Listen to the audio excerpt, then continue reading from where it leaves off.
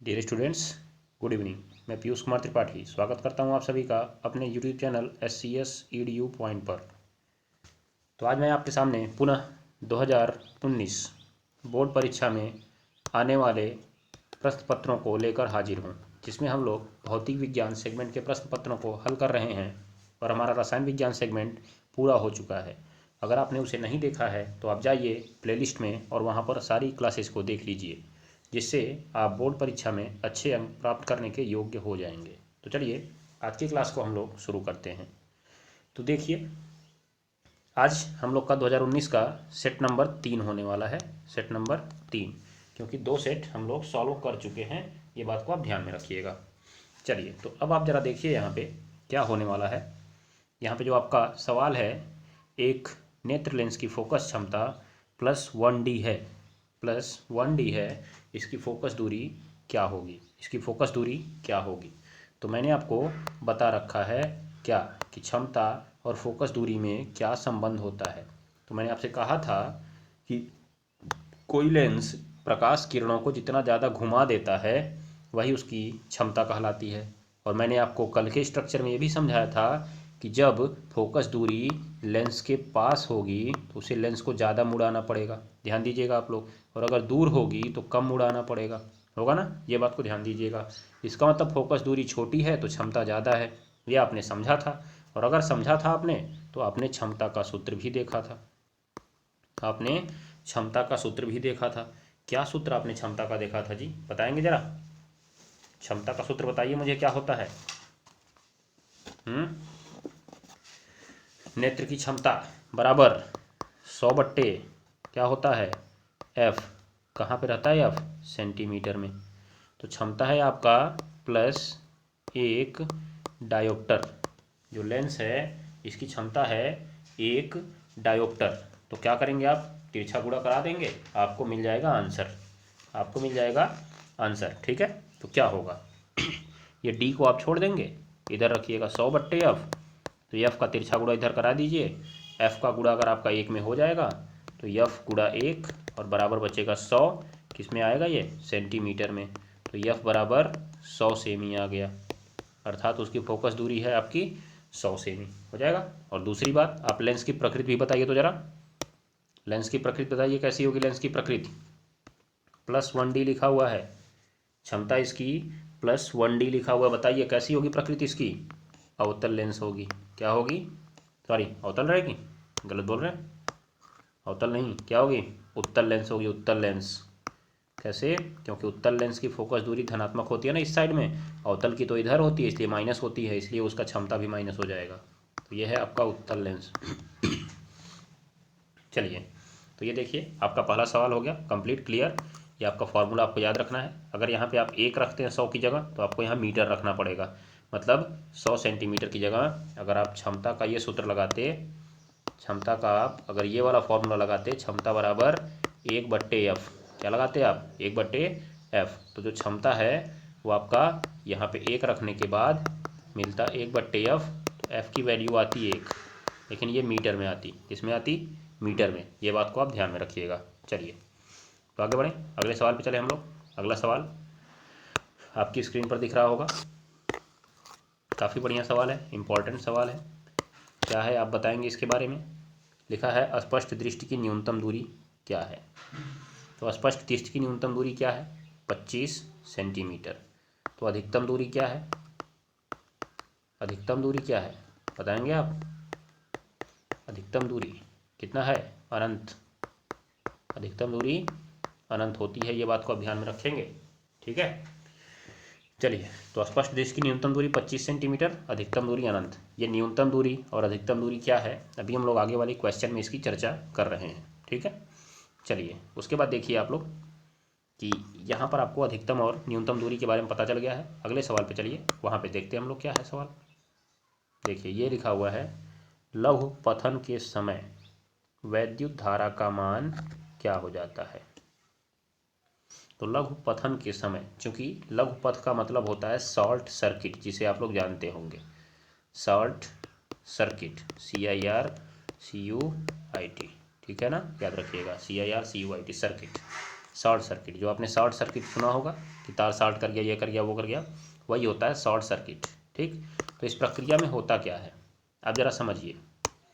जब आपने यहाँ से एक वायर लगाया प्लग के माध्यम से, ये एक प्लग हो गया आपका, और यहाँ से आप 2 वायर लेके चले इसको, और ले जाकर आपने इसे अपने बल्ब या टीवी में जोड़ दिया। जो बल्ब में आपने जोड़ा, यहाँ पे उसका प्रतिरोध था, उसके बाद धारा देखिए इधर से चल रही थी, ऐसे होते हुए प्रतिरोध से होते हुए निकल रही थी और यहाँ पे जा रही थी। परंतु किसी कारणवश ये दोनों तार आपस में टच हो गए।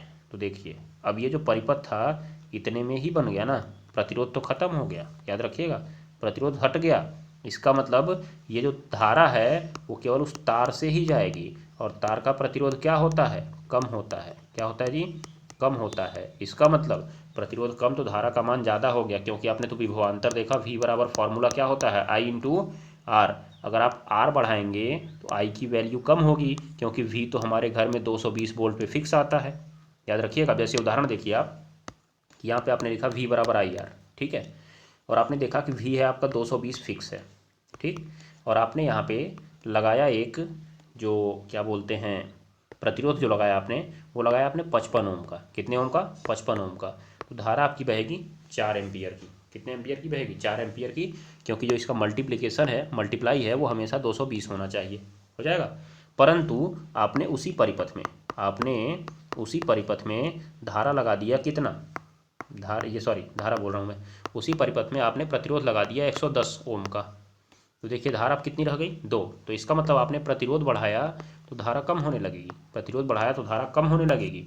परंतु आप देखिए, अगर प्रतिरोध को आप कम कर देंगे, मान लीजिए तो 220 वोल्ट है, अगर आपने प्रतिरोध को कम कर दिया और कितना कर दिया, 20 कर दिया, 20 ओम, तो तुरंत ही धारा देखिए कितनी हो जाएगी, 11 एम्पियर हो जाएगी। धारा बढ़ गई कि नहीं बढ़ गई। और जब आपका शॉर्ट सर्किट बनता है तो देखिए प्रतिरोध तो एकदम नगण्य हो जाता है। यहाँ से देखिए इसी वायर से आया, यहाँ से आया, ऐसे निकल गया इस प्रकार से। कहीं कोई प्रतिरोध मिला इसके, उसको नहीं मिला, केवल तार का ही प्रतिरोध था, जिसका प्रतिरोध बहुत कम था। अब मान लीजिए कि यहाँ पर क्या होगा, 20 ओम की जगह मान लीजिए आपने प्रतिरोध कर दिया 2 ओम। कितना ओम कर दिया, 2 ओम। जैसे ही 2 ओम आपने किया, धारा कितने एम्पियर की हो गई, 110 एम्पियर की हो गई।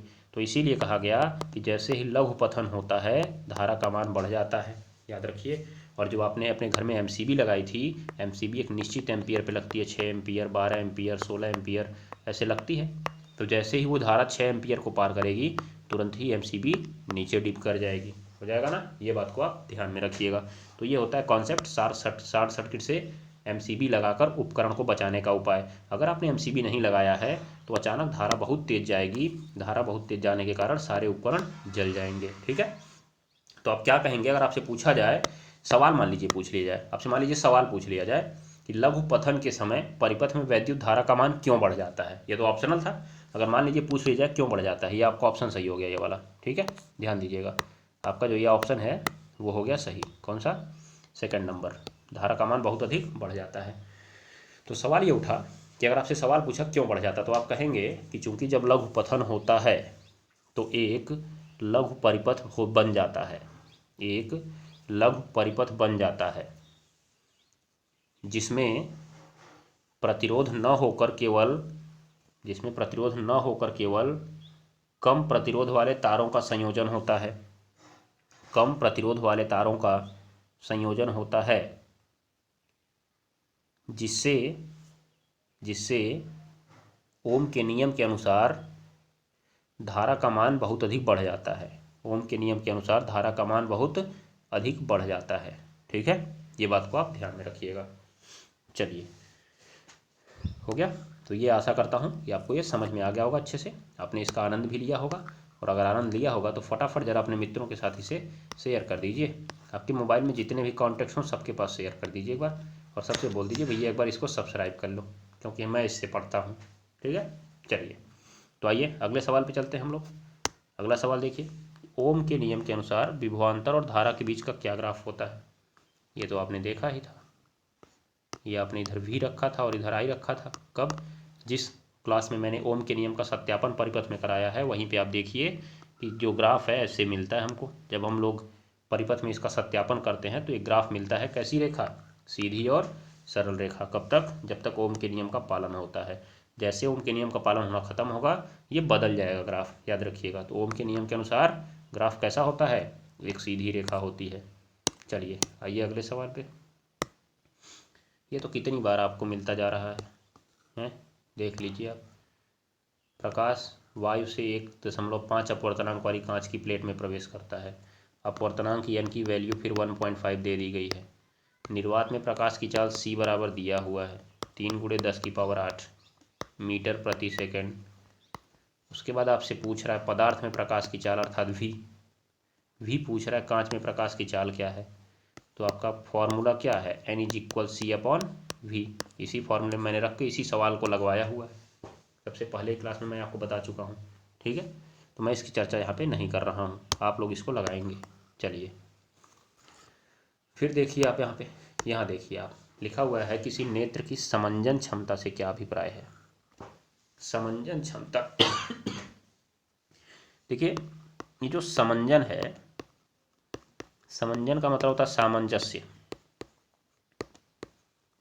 सामंजस्य जैसे कभी कभी नहीं होता है कि आपके यहाँ कोई ऐसा व्यक्ति आ जाता है जिसकी भावनाएं आपको पसंद नहीं है, जिसका जो क्या बोलते हैं व्यवहार है आपको पसंद नहीं है, तो आप थोड़ा उससे कभी रुष्ट होकर बात कर देते हैं। तो आपके घर वाले आपको क्या समझाते हैं कि देखो बेटा, दुनिया में सब लोग एक जैसे नहीं हैं, तुम्हें सामंजस्य बिठाकर चलना पड़ेगा, ठीक है। तो सामंजस्य बिठाने का मतलब कौन कैसा आ जा रहा है, आपको इस तरह से रहना है कि आपका व्यवहार न बदलने पाए। आप जिस व्यक्ति को देखें उसके हिसाब से व्यवहार करें, जिस व्यक्ति को देखें उसके हिसाब से व्यवहार करें। इसी को समंजन क्षमता बोलते हैं, सामंजस्य बोलते हैं। तो ऐसा ही प्रक्रिया कर ली गई नेत्र में कि जब हमारी आँख थी, आँख ध्यान दीजिएगा, और आँख में एक लेंस लगा होता है जिसे आप लोग उत्तल लेंस कहते हैं। उत्तल लेंस याद रखिएगा, जो हमारी आँख का नेत्र लेंस होता है वो उत्तल लेंस होता है, ये आपको मैं अभी बता दे रहा हूँ। और ये आपका रेटिना है। तो मान लीजिए आँख के सामने कोई वस्तु पड़ी ऐसे, तो यहाँ से इस पर किरण आई और ऐसे फिर यहाँ जाके यहाँ पे जुड़ गई है किस पर, रेटिना पर, और उसका प्रतिबिंब बन गया। रेटिना पर बनने वाला प्रतिबिंब कैसा होता है जी, रेटिना पर बनने वाला प्रतिबिंब कैसा होता है, वास्तविक होता है परंतु उल्टा होता है। वास्तविक होता है परंतु उल्टा होता है। फिर भी हमें वस्तु सीधी क्यों दिखाई देती है, मस्तिष्क के अनुभव के कारण। ये भी बात को ध्यान में रख लीजिए, मस्तिष्क के अनुभव के कारण ये वस्तुएं हमें सीधी दिखाई देती हैं। हो जाएगा, याद रख लीजिएगा आप लोग। तो देखिए क्या हुआ यहाँ पे कि जो यहाँ पे बना हुआ है प्रतिबिंब रेटिना पर, वो बनता है। तो मान लीजिए जब वस्तु यहाँ पे नज़दीक आई, अब हमारा नेत्र लेंस कहा कि मैं फिक्स कर लिया कि नेत्र नज़दीक वाला आएगा तो मैं यहाँ पे प्रतिबिंब बना दूंगा। तब तक पता चला कोई दूर से आ गया, उसको भेज दिए यहीं, कहे यहीं रुक जाओ तुम, यहीं रोक दिए उसको, गड़बड़ा गया ना। दिखेगी क्या वस्तु, आपको नहीं दिखेगी। जब तक प्रतिबिंब रेटिना पर नहीं बनेगा तब तक आपको वस्तु नहीं दिखेगी, ध्यान दीजिएगा। तो जो हमारा दिमाग था उसने नेत्र लेंस से कहा कि देखो बेटा, तुम्हें थोड़ा सा सामंजस्य बिठाना पड़ेगा, क्योंकि कोई कभी दूर से भी आ सकता है और कभी नज़दीक से भी आ सकता है, कभी एकदम तुम्हारे पास आ सकता है, याद रखिएगा। मतलब तुम्हें एक सामंजस्य बैठाना होगा, उस सामंजस्य के हिसाब से तुम्हें उस वस्तु को दूर या नज़दीक हो भले ही हो, उसे देखना पड़ेगा तुम्हें, क्योंकि ये समाज है, ये प्रकृति है, इसमें तुमको दूर या नज़दीक नहीं फिक्स करना है। कोई दूर से भी आ सकता है, कोई नज़दीक से भी आ सकता है। तो तुम्हें एक मैनेजमेंट करना होगा, ऐसा करना होगा कि कोई दूर से आए तुम अपने आप को बड़ा कर लो और उसके बाद उसको यहाँ पे फिर ले जाके गिराओ, ठीक है। नज़दीक आए तो छोटा कर ले, उसके बाद ले जाके यहाँ गिराओ, ठीक। ये बात को ध्यान दीजिएगा। तो ऐसा कहा मस्तिष्क ने नेत्र लेंस ने कहा ठीक है कोई बात नहीं। तो कहा बहुत सही, बहुत सही, तुम बहुत बुद्धिमान आदमी हो, तुम परिस्थितियों के साथ सामंजस्य बिठाने की क्षमता रखते हो, इसीलिए मैं तुम्हारी इस बात को समंजन क्षमता नाम दूंगा। याद रखिएगा, किसका नाम दूंगा, समंजन क्षमता नाम दूंगा। ये बात को ध्यान दीजिएगा। तो सबसे पहले सवाल पूछ रहा है आपसे कि नेत्र की समंजन क्षमता से आप क्या समझते हैं। तो नेत्र की समंजन क्षमता से आप क्या समझते हैं, आप इसकी परिभाषा लिख लेंगे। लिखिए समंजन क्षमता की परिभाषा,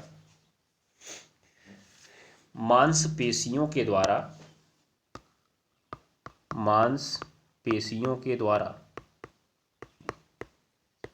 मांसपेशियों के द्वारा नेत्र लेंस की फोकस दूरी को, नेत्र लेंस की फोकस दूरी को फोकस दूरी को आवश्यकतानुसार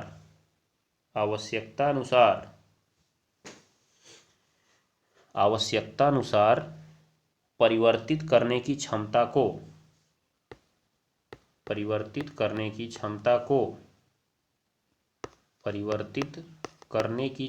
को क्या कहते हैं? समंजन क्षमता कहते हैं। हो गया। चलिए, तो मतलब क्या निकला कि मैंने कहा ना आपसे, यहाँ देखिए मैंने आपको भी समझाया। क्या समझाया मैंने आपको?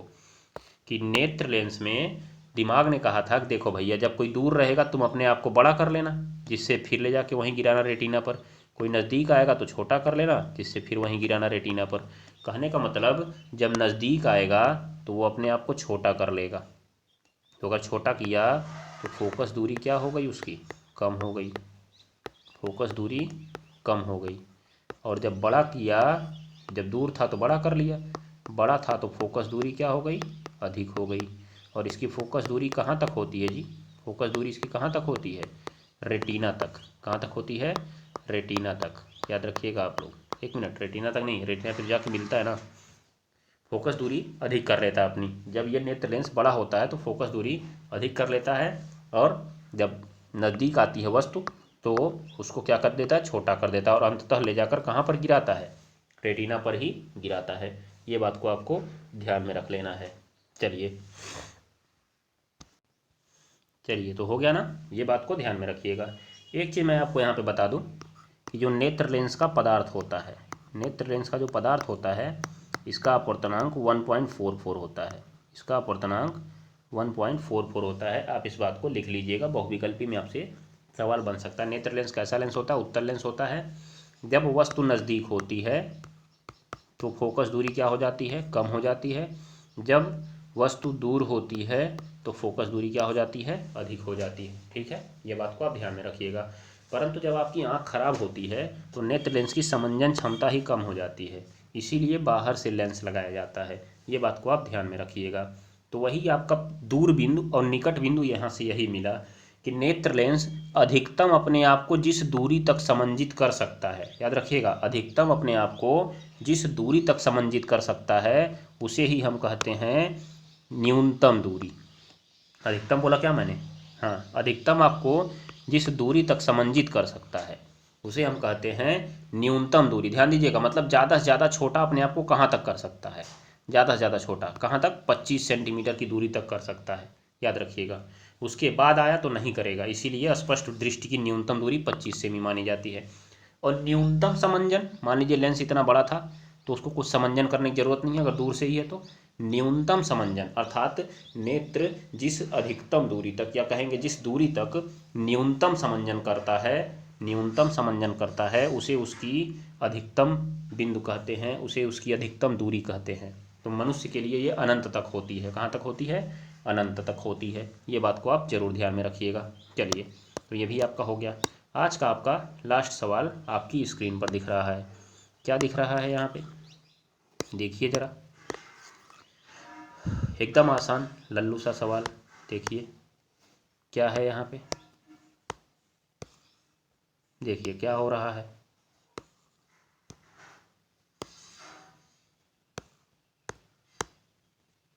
लिखा है वैद्युत बल्ब के तंतु में 0.5 एम्पियर की धारा 0.5 एम्पियर की धारा 10 मिनट तक प्रवाहित होती है। परिपथ में प्रवाहित वैद्युत आवेश की गणना कीजिए।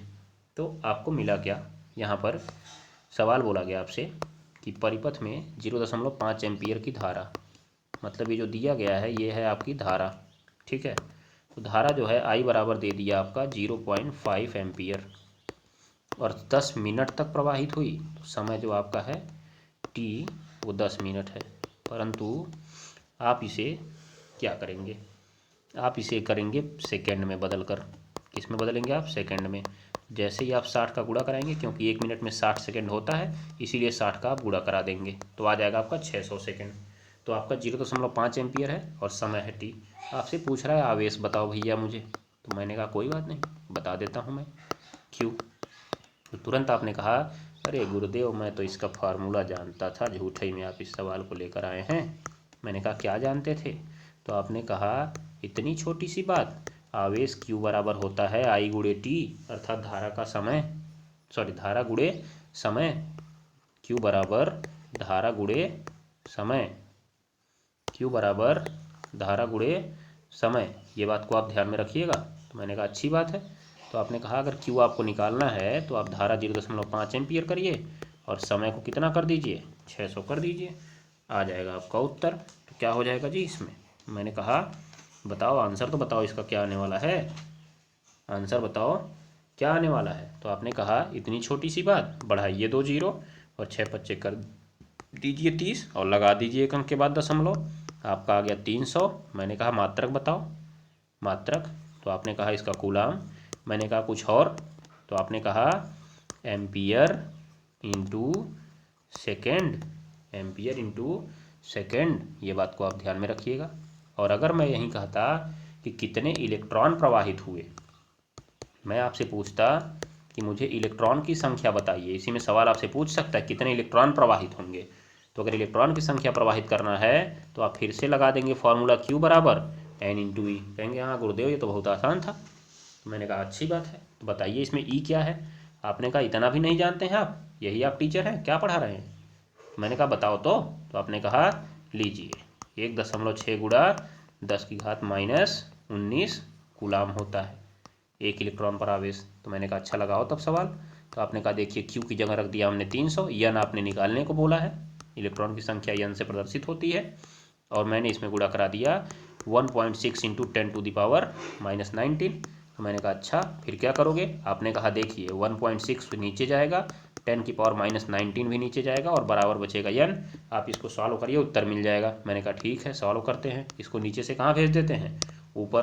तो देखिए आपका हो जाएगा 300 और गुणे 10 की घात हो जाएगा -19 और नीचे आपका बचेगा 1.6। ऊपर फिर से 10 और 10 का मल्टीप्लाई कराइए, आपको मिल जाएगा यन। एन की वैल्यू हो जाएगी ऊपर 3000 और बट्टे 16 और गुणे 10 की घात, सॉरी ऊपर जाएगा -19 तो उसका माइनस हो जाएगा समाप्त। केवल और केवल क्या बचेगा, वो 19 बचेगा, 10 की घात 19, क्योंकि नीचे से ऊपर भेजने पर घात का चिन्ह बदल जाता है, ये आप जानते होंगे। तो इसको काट दीजिए, 16 एकम 16, 14 बचा तो 140 हो जाएगा, 16 8 128, 8 12 बचेगा, 16 सत्ते 112, 112 7 हो गया आपका, फिर 8 बचा 80, 16 पच्चे 80, ठीक है। तो 3000 में आपने जब इसका भाग दिया तो आ गया आपका 187.5 और गुणा 10 की घात 19 इलेक्ट्रॉन। आप चाहें तो इसको बदल सकते हैं किस में, देखिए वैज्ञानिक संकेतन में करिए, 2 अंक और पीछे दशमलव लाइए, 8 7 5 कर लीजिए और तब 2 घात और बढ़ जाएगी, 10 की घात 21 इलेक्ट्रॉन प्रवाहित होंगे। ये आपका हो गया आंसर। तो देखा आपने कितना आसान सवाल था ये। आशा करता हूँ कि आपको सारे सवाल बहुत इंटरेस्टिंग लगे होंगे। अगर इंटरेस्टिंग लगे होंगे तो इस वीडियो को ज़रूर लाइक करिएगा और अपने मित्रों के साथ शेयर भी ज़रूर करिएगा, क्योंकि ज्ञान बांटने से ही बढ़ता है, तभी तो प्रतियोगिता अच्छी होगी। अगर अकेले अकेले पढ़ के नंबर पा जाएंगे तो प्रतियोगिता थोड़ी ना कहा जाएगा, याद रखिएगा। दूसरे को भी पढ़ाइए फिर बढ़िया नंबर पाइए, तब उसे कहा जाएगा प्रतियोगिता, ठीक है। चलिए तो आज के लिए बस इतना ही, मिलते हैं कल की क्लास में, तब तक के लिए नमस्कार, टाटा, गुड बाय। पढ़ते रहिए, पढ़ाते रहिए, हंसते रहिए और हंसाते रहिए। चलिए एक बार के लिए जो आपका क्या बोलते हैं आज का होमवर्क है, होमवर्क तो लेते जाइए। आराम करेंगे क्या घर पे, होमवर्क लीजिए। देखिए आज तो मैं आपके लिए फिजिक्स का ही होमवर्क लेके आया हूँ, कल से मैं काम किया करूँगा। कल से हम लोग जो होमवर्क है वो लेके आएंगे केमिस्ट्री पार्ट से, ठीक है, जिससे आपका केमिस्ट्री भी तैयार होता रहे। यहाँ से देखिए आप लोग किसी अवतल लेंस के बारे में बात कर रहा है, आप इसको पढ़िएगा, लगाइएगा। सवाल मैं कितनी बार आपको बता चुका हूँ, निकट दृष्टि दोष मैं आपको पढ़ा चुका हूँ। आप इसको बताएंगे किस तरह से दूर करते हैं, स्पष्ट किरण आरेख बनाकर बताइए। कल मैं आपको इसको बताऊँगा, 2 किरण आरेख बनाते हैं, इसका कैसे बनाते हैं आप देखिएगा कल, ठीक है। चलिए तो मिलते हैं कल की क्लास में, तब तक के लिए नमस्कार, टाटा, गुड बाय।